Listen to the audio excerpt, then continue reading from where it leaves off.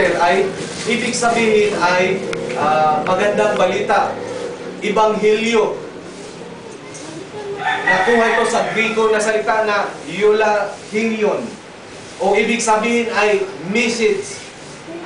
Evangelista, nagdadala ng message. Evangelist, o yung messenger.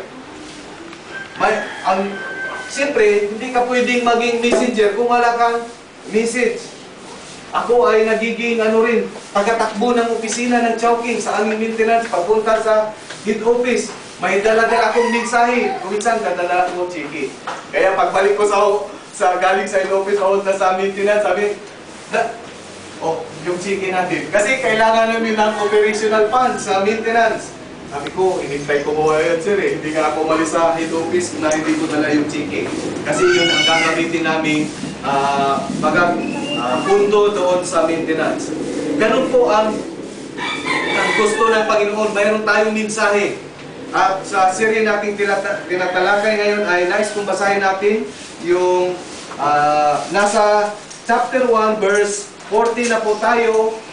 At nais kong makatawid na tayo sa chapter 2 hanggang verse